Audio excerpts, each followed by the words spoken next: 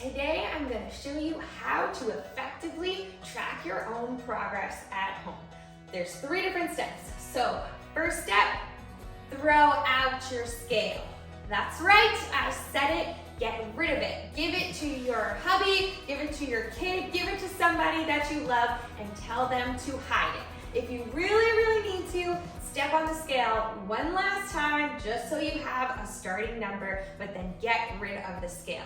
With our workouts here in the balance world, we're gonna be doing a lot of strength training, we're gonna be eating differently, and we're likely gonna put on some muscle mass while we're decreasing our body fat. So our inches will dramatically change, but that doesn't always reflect on the scale. So we wanna keep your mind in the right place. The scale number, it doesn't matter, so just get rid of it, okay? Now, step 2, what I need you to do, not always the most fun part, but I promise you, if you don't do this part right now, you're totally gonna regret it 6 months from now.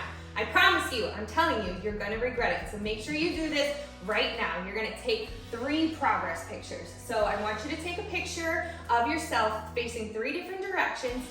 No one in the world has to see them except you. Hide them in a secret folder on your phone, whatever you need to do, but make sure that you can recreate the situation that you take the pictures in. So you wanna have some sort of tight top and possibly shorts or even your undies if you're cool with it, okay? But make sure it's something that you can wear again, and make sure you take the pictures in a place that you can take again. So you can totally recreate the exact same situation so you can compare your before and after. So all I want you to do is take a picture of yourself standing forward and then to the side with your arms out in front of you, and then just from the back with your hands down at your sides. And like I said, shorts, little top, maybe a sports bra, maybe some undies. Remember, this is only for you, but I promise you, you're gonna regret not having starting pictures if you don't do this today.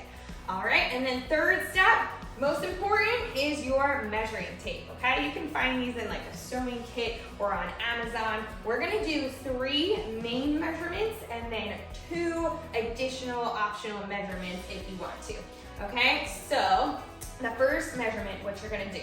This can be kind of tough to do it on your own. So I'm gonna give you a foolproof way to make sure you always measure the same so that there's no discrepancies in the numbers that you're getting, okay? So first, we're gonna do your waist. Okay, so if someone were to measure you, they'd likely take the smallest spot looking at your body, okay, but obviously you can't really see your own waist. So what you're gonna do, you're gonna use your belly button as your marker, okay, because that's not really gonna move too much. So what I want you to do is stand in a mirror to the side, okay? You're gonna take the measuring tape and put it at the height of your belly button. Now stand looking in the mirror and make sure it's flat. So like right now, I can't really see if mine's flat, but you would be able to if you were looking in a mirror. So make sure it's it's parallel, okay, it's flat. And you're gonna look down and you're gonna find your belly button, and then I want you to connect the 2, okay? Connect them around the belly. Stand up nice and tall, take a deep breath, exhale out. Then wherever you're pinching, wherever your finger is, you can unleash it and you have your number, okay? So that's how you're gonna do your waist measurement. Your hip measurement, you're gonna do something very similar. I want you to use this crease right here, this inguinal crease, like where where it kind of bends, where your hip bends, okay? So that's gonna be your landmark for where you're gonna do your waist measurement. So your feet are gonna be together. You're gonna make sure it's on those creases there, okay? And just look in the mirror again, make sure that it's flat, okay? Not one side's not higher than the other. Pinch them together, stand up nice and tall, deep breath in, exhale, let it out, don't suck it in, that's not gonna help anything. And then you unleash it, and you've got your number there, okay? Then, the next one we're gonna do your thigh. It's a little more complicated, but foolproof once you figure it out, okay? You're gonna use that same inguinal spot, okay? You're gonna put the measuring tape in that crease right there. You're gonna measure down till you touch the top of your kneecap, okay? So mine is 15 right here. What I want you to do is take half. So 7.5 would be half of my 15. So I'm gonna be right there. And then I'm gonna take my measuring tape, eyeball my spot, and I'm gonna circle around, and I have my circumference measurement, okay? Again, just kind of make sure it's flat, it's not sinking in the bottom, you're on that spot, and then you got got your number, okay? It's important to make sure you always measure at half, because if you look, if I go a little bit higher, boom, yep, so I gained about 1.5 inches if I went a little higher. If I go a little bit lower, I lost 2 inches. I mean, that would be nice, okay? But we wanna make sure you're always in the same spot, so measure halfway and do the circumference. That's gonna be your thigh measurement, okay? And then 2 more. These aren't super crucial, but some people wanna know, you really wanna track it all. The other measurement you can do is your chest, okay? Sometimes we want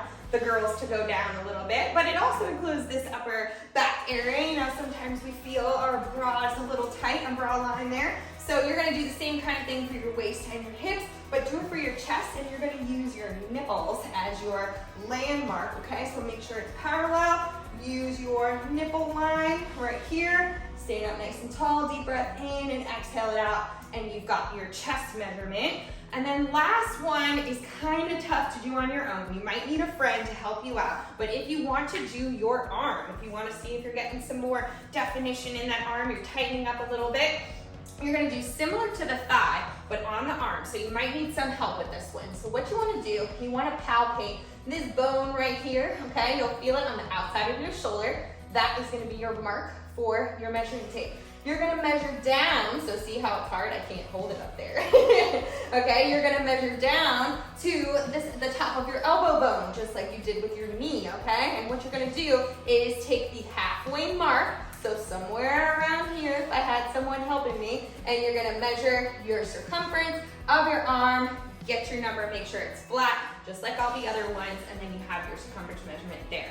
Okay, so optional, arm and chest, but definitely do your waist, your hip, and your thighs. That's where the majority of us women, we hold our weight. But reminder, take those pictures and throw that scale out or hand it to somebody that can hide it from you because you don't need it.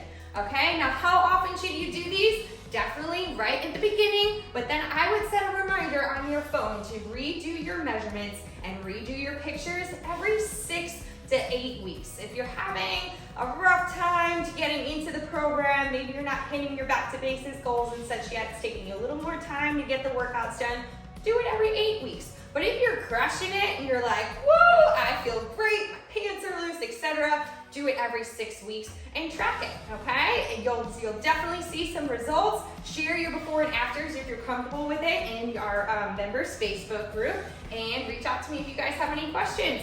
All right, good luck. Get those measurements done.